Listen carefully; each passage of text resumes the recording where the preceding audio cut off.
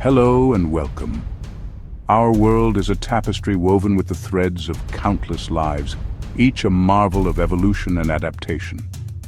Today, I invite you to join me on a journey, a voyage into the very heart of the animal kingdom, to witness some of its most extraordinary inhabitants. Universally profound, jewel of the bird world, the gentle panda, an icon of conservation, and the vibrant tree frog, a tiny guardian of its fragile ecosystem. Our journey begins now. Shadows lives a phantom. It is not a separate species, but a magnificent genetic anomaly, the white tiger. Its coat, a startling canvas of creamy white traversed by dark chocolate-brown stripes, is the result of a rare recessive gene. To see one is to witness a living specter, a beautiful deviation from the norm. The gene that grants this tiger its ghostly pallor is known as leucism. Unlike albinism, it only affects the pigment in the fur, leaving the eyes a piercing icy blue and the nose a soft pink. This lack of orange pigment, so crucial for camouflage, makes the white tiger conspicuously visible. Its survival in the wild is therefore a far greater challenge, a life lived without the cloak of invisibility its relatives rely upon. Every white tiger in captivity today can trace its lineage back to a single male cub, captured in the wild in the middle of the 20th century. This individual, named Mohan, became the progenitor of a dynasty. This means the gene pool is incredibly shallow, leading to significant health issues and genetic defects through generations of inbreeding required to produce this coveted coloration. It is a beauty that comes at a great cost. Historically, these tigers roamed the same territories as their orange counterparts: mangrove swamps, grasslands, and dense forests. They would have hunted the same prey: deer, wild boar, and buffalo. A fully grown male is a formidable predator, weighing up to 230 kilograms. The white tiger exists almost exclusively in captivity, in zoos and wildlife sanctuaries around the globe. They have become ambassadors, their striking appearance drawing crowds and raising awareness. Yet they are also a cautionary tale of human fascination and genetic manipulation. And so, the white tiger remains a creature of paradox, a symbol of breathtaking beauty and wild majesty, yet also a product of human intervention, and a reminder of genetic fragility. It is a ghost of the forest, not only in its appearance, but in its very existence, a beautiful echo of the wild tiger, now confined to a world curated by human hands, its future forever intertwined with our own choices. We leave the humid jungles and travel to one of the most inhospitable environments on Earth, the vast arid deserts of the Arabian Peninsula. Here, under a relentless sun, a creature of remarkable endurance has carved out an existence. This is the Arabian Oryx, an antelope whose brilliant white coat reflects the harsh desert light, earning it the name, the white antelope. Its ability to survive here is nothing short of miraculous.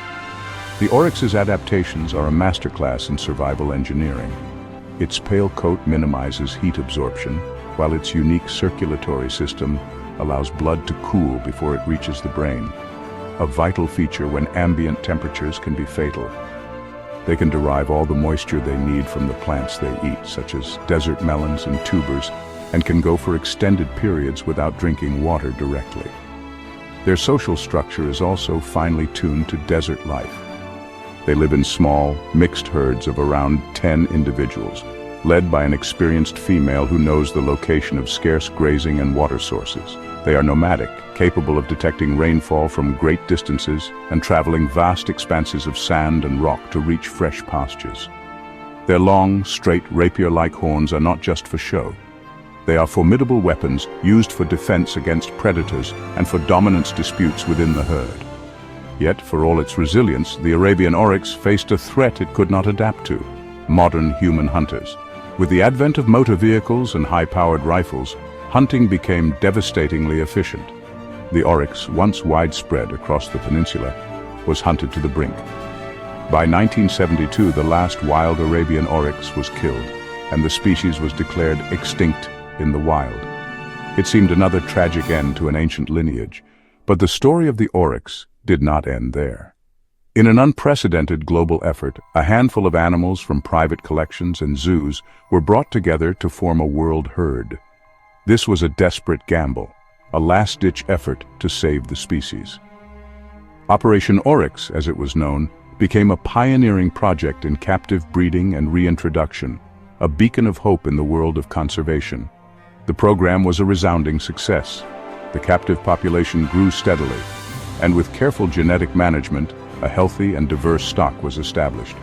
The ultimate goal was always to return the oryx to its ancestral homelands. In 1982, in the deserts of Oman, the first group of captive-bred oryx took their tentative steps back into the wild. It was a historic moment, a reversal of extinction. Today, thanks to these sustained conservation efforts across several countries, including Saudi Arabia, Jordan, and the United Arab Emirates, the wild population has recovered. The IUCN Red List status for the Arabian Oryx was upgraded from extinct in the wild to vulnerable, the first time a species had ever made such a remarkable comeback. The Arabian Oryx is more than just a survivor, it is a legend. It is thought by some to be the origin of the myth of the unicorn, as when seen in profile its two long horns can appear as one. It is a creature woven into the cultural fabric of the region, a testament to endurance against all odds, both natural and man-made. Its return from the abyss is one of conservation's greatest triumphs, a white beacon of hope, roaming the desert sands once more. From the stark beauty of the desert, we journey back to the vibrant subcontinent of India and Sri Lanka to witness a display of unparalleled natural artistry. In the undergrowth of the forest, a bird of extraordinary flamboyance makes its home.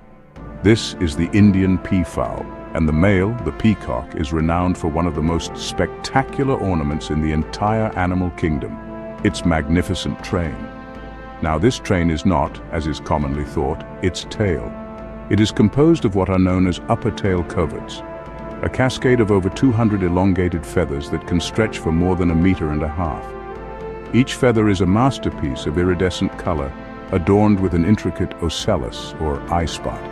These colors are not created by pigments, but by the microscopic crystalline structure of the feathers themselves, which reflect different wavelengths of light. The sole purpose of this extravagant display is courtship. When a male seeks to attract a mate, the peon, he raises his train into a shimmering fan. He vibrates these feathers, creating a rustling sound and a hypnotic, shimmering visual effect. The peahen is a discerning critic. She assesses the quality of his display, the size, density, and vibrancy of his train, as an honest signal of his health and genetic fitness. A male with a more impressive fan is more likely to be chosen. This process, known as sexual selection, is the driving evolutionary force behind the peacock's beauty. It is a classic example of Charles Darwin's theory. Features that increase an individual's reproductive success, even if they seem cumbersome for day-to-day survival, can become profoundly exaggerated over generations. The long train can make flight more difficult, and the bird more conspicuous to predators like tigers and leopards. It is a beauty that carries a significant risk. Beyond the spectacle of courtship, peafowl are social birds. They often forage on the ground in small groups, known as musters, feeding on a varied diet of seeds, insects, fruits, and even small reptiles and amphibians. At night, they fly up into the safety of tall trees to roost, their long trains trailing behind them. The peacock holds a deep and revered place in human culture, particularly in its native India, where it is the national bird. In Hinduism, it is associated with deities like Kartikeya, the god of war, who rides a peacock, and Krishna, who wears its feather in his hair. It symbolizes grace, pride, and beauty, and its feathers are considered sacred. The female, the peon, is a study and elegant understatement. Her plumage is a muted mix of gray, brown, and green. Her camouflage is essential, as she alone is responsible for incubating the eggs and raising the chicks. She lays her clutch of eggs in a shallow scrape on the ground, concealed in dense vegetation. The peacock's display is therefore a story of risk and reward, of beauty and survival. It is a reminder that in nature, aesthetics can be a powerful evolutionary tool. The shimmering fan is not mere vanity, it is a genetic resume, a vibrant, living advertisement that has been shaped by millennia of female choice. It is a dazzling spectacle, a living jewel that illuminates the forest floor with its transient, breathtaking glory. we now travel to the cool, damp and misty mountain ranges of central China. Here, in dense bamboo forests, lives one of the world's most beloved and iconic animals. With its distinctive black and white coat and seemingly placid nature, the giant panda is a global symbol of wildlife conservation. But behind its cuddly appearance lies a creature with a highly specialized and precarious existence. Despite being classified in the order Carnivora with a digestive system typical of a meat-eater, the panda's diet consists almost exclusively of bamboo. This is an evolutionary puzzle. Bamboo is a poor source of nutrition, so to gain enough energy, a panda must consume enormous quantities, up to 38 kilograms of it every single day. This means a panda's life is largely spent eating and resting to conserve energy.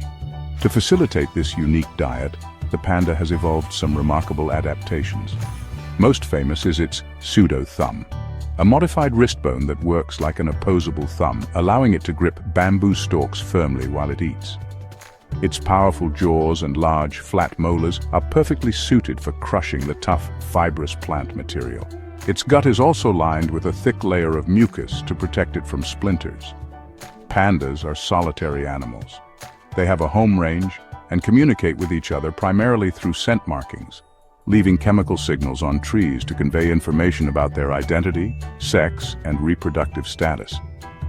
They come together only for a few short days each year during the breeding season. The window for a female to conceive is incredibly narrow, lasting just 24 to 72 hours a year, making reproduction a significant challenge. A newborn panda cub is astonishingly small and helpless. It is born blind, pink, and weighing only about 100 grams, a mere 1/900th the size of its mother. This is one of the smallest newborn-to-mother size ratios of any placental mammal. The mother is exceptionally gentle and attentive, cradling the tiny cub in her massive paws and providing constant care for the first few months of its life. For decades, the giant panda was the face of endangerment. Habitat loss, driven by human activities such as farming and logging, fragmented the bamboo forests, isolating panda populations and restricting their access to food. Bamboo itself presents a problem. In its natural cycle, large swathes of a particular bamboo species will flower and die off at the same time, forcing pandas to migrate to other areas or other bamboo species to survive. However, the story of the panda is also one of hope and immense human effort.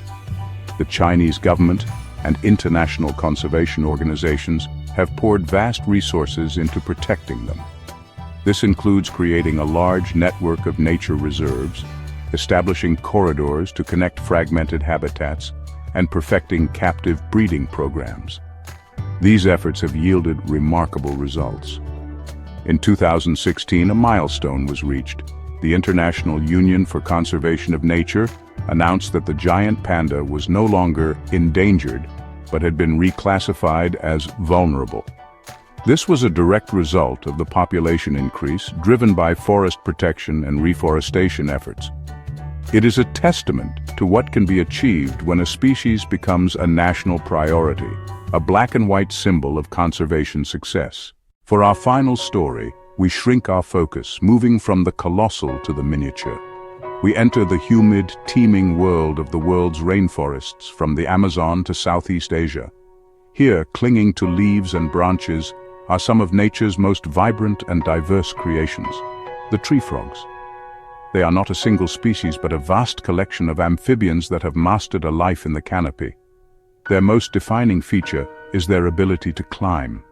The tips of their toes are equipped with adhesive pads, microscopic structures that allow them to cling to almost any surface, even smooth, wet leaves, using the power of surface tension and molecular adhesion. This allows them to exploit a three-dimensional world, hunting for insects far from the dangers of the forest floor. Tree frogs display a bewildering array of colors and patterns.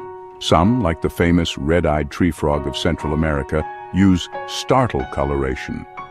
At rest, they are perfectly camouflaged green, but when threatened, they flash their enormous red eyes and bright blue and yellow flanks. A sudden explosion of color designed to momentarily stun a predator, giving the frog a split second to escape. Other species use their color for a more sinister purpose.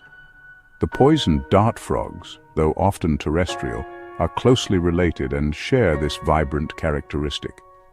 Their brilliant hues of yellow, blue, and red are not for startling but are a warning. This is aposematism, a signal to predators that they are toxic and not worth eating. Their skin secretes powerful alkaloids, poisons they accumulate from their diet of ants and mites. Reproduction in tree frogs is as varied as their appearance. Many lay their eggs on leaves overhanging a stream or pond. When the tadpoles hatch, they wriggle free and drop into the water below to continue their development. Some species go even further, creating foam nests to protect their eggs from dehydration, or even carrying their tadpoles on their backs to deposit them in the tiny pools of water that collect in bromeliad plants. As amphibians, tree frogs are exceptionally sensitive to changes in their environment. Their permeable skin, which absorbs both water and oxygen directly from the atmosphere, also makes them highly susceptible to pollution, pesticides, and changes in water quality. They are vital bioindicators. A decline in their population is often the first warning sign that an ecosystem is in trouble. Their role in the ecosystem is crucial. They are a key link in the food web, controlling insect populations and serving as a food source for a wide range of predators, from snakes and birds to monkeys. The health of the entire rainforest canopy is intrinsically linked to the well-being of these tiny, jewel-like amphibians. Their presence signifies a thriving, balanced environment. From the camouflage lurker to the brightly colored warning sign, tree frogs represent the incredible adaptive radiation of life in the treetops. They are the vibrant, vocal, and vulnerable heart of the rainforest. Listening to their chorus as dusk falls is to hear the very pulse of the ecosystem. They are a reminder that even the smallest of creatures can play one of the most significant roles in the grand theater of life. As our journey concludes, we are left with the profound echoes of these 5 remarkable lives. From the spectral beauty of the white tiger to the resilient spirit of the Arabian Oryx, from the peacock's living art to the panda's gentle strength and the tree frog's vibrant tenacity, each story is a chapter in the grand narrative of our planet. These are not just animals, they are symbols of the intricate web of life, each thread connected, each one precious and, in many cases, perilously fragile. The awe these creatures inspire carries with it a responsibility. Their survival is increasingly in our hands. By understanding their stories, we foster a deeper connection to the natural world and recognize our role as its custodians. The wonders of our shared world, please consider subscribing to the channel for more journeys into the wild. The diversity of life is truly staggering, and we have only scratched the surface. Every one of us has a creature that captures our imagination more than any other. I invite you to share your thoughts in the comments below. Which of these incredible animals was your favorite, and why? Let us continue the conversation and celebrate the magnificent biodiversity that makes our planet so extraordinary.